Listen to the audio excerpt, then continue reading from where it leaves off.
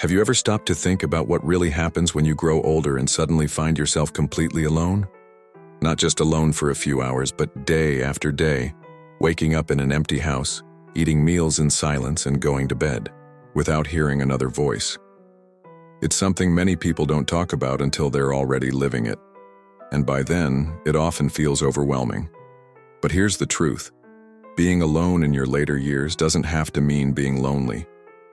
In fact, there are very real, practical things you can do to stay emotionally steady, mentally strong, and physically healthy, even when there's no one else around.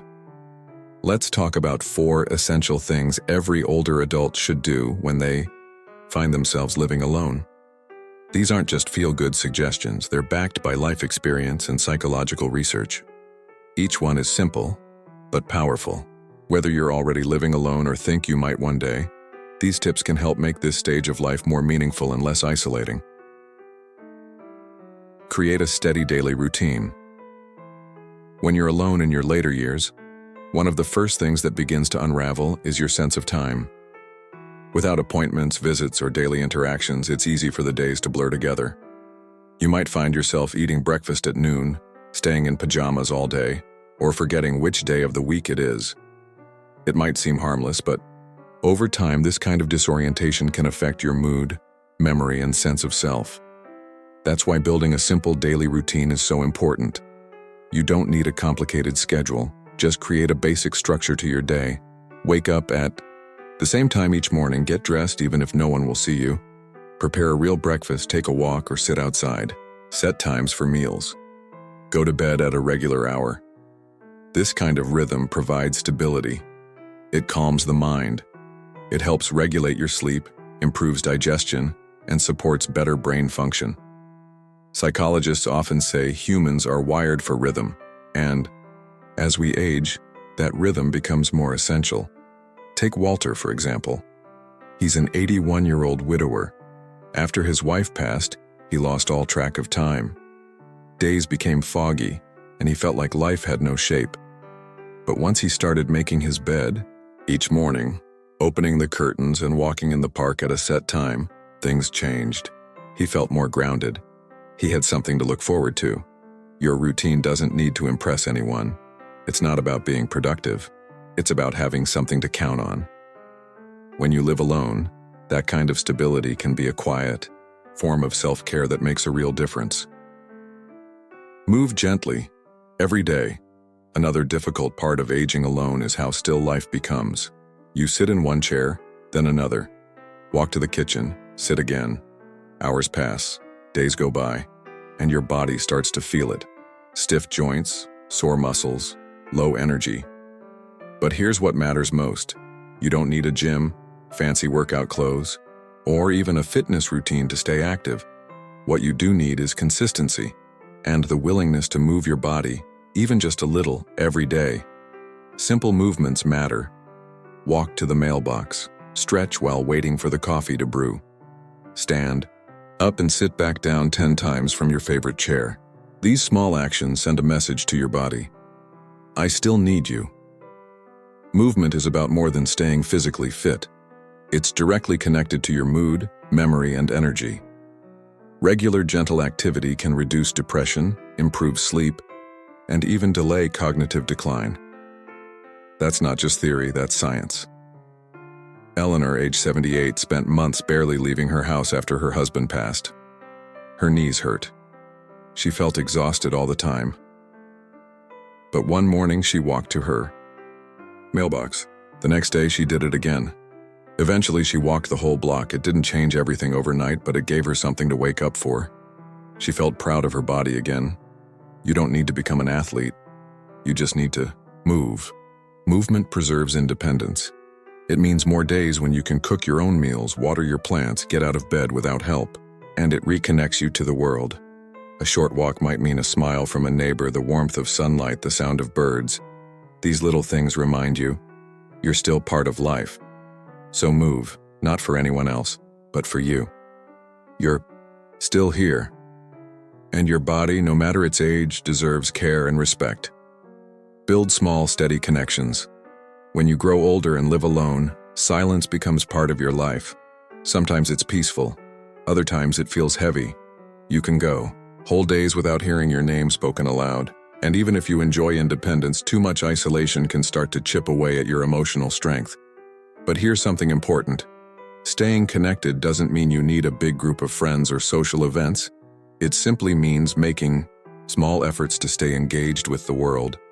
A 5-minute phone call, a chat with the cashier at the store, saying hello to your neighbor. These small interactions may seem unimportant, but they have real power. They remind you that you're still seen, still heard, still part of something. Research backs this up. Older adults with light but regular social contact tend to have better immune systems, lower rates of depression, and even lower risk of dementia. That's how strong our emotional connections are. Richard, age 83, spent months in silence after his sons moved out of state. Then one day, he left a note for his neighbor, offering to help while they were away. That turned into a thank you note, and eventually weekly coffee chats. It wasn't a big change, but it gave him a sense of connection and something to look forward to. Even one conversation can make a difference. Call someone you haven't spoken to in a while. Ask your neighbor about their garden. Offer a kind word. These actions breathe life into both hearts, yours and theirs. If you're open to it, volunteering or mentoring can also help. Read to children at a library. Help at a local food bank. Share your wisdom with someone younger. Your experience and presence still matter. Loneliness doesn't come from being alone. It comes from feeling forgotten, and that can be changed. One kind gesture, one honest conversation at a time. Find a purpose that gives you a reason to wake up. There's something most people don't talk about when it comes to aging, especially when you're aging alone. It's not just the physical aches or the quiet nights, it's the feeling that maybe you're not needed anymore. You spent years working, raising kids, solving problems, showing up for others. Then one day the calls stop, the job ends, the house is still, and a painful question starts to creep in. What am I here for now? Let me tell you something important. That feeling that you're no longer needed is not the truth. It's just a thought. Purpose doesn't vanish when people stop asking for your help. It simply changes shape. And when you're living alone, finding a new sense of purpose may be the most powerful thing you ever do. You don't need a big mission. Purpose can be small, quiet, deeply personal. It might be writing letters to your grandchildren, planting flowers in your yard, keeping a daily journal, or organizing old photo albums. It could be reading a book you've always meant to finish, painting for the first time, or teaching a neighbor's child how to bake. Purpose is anything that makes you feel alive, something that invites you to think, create, move, or care. Something that gives your day meaning beyond just getting through it. There's a man named Samuel, 79 years old, who lives alone in Michigan. After his wife passed, the house felt painfully silent. Then one day he found his old typewriter.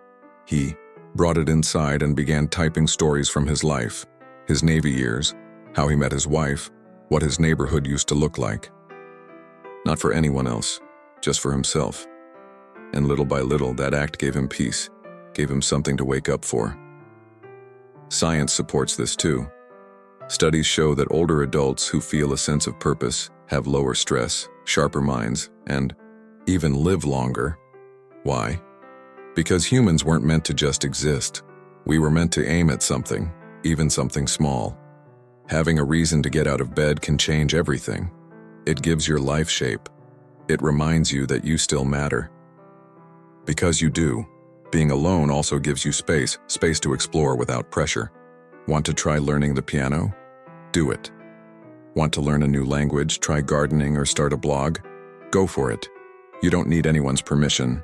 This is your time. You've earned it. And you're allowed to fill it with what brings you joy. Final thoughts. Aging alone doesn't mean aging in darkness. Living alone in later life is one of the biggest emotional transitions many people will ever face.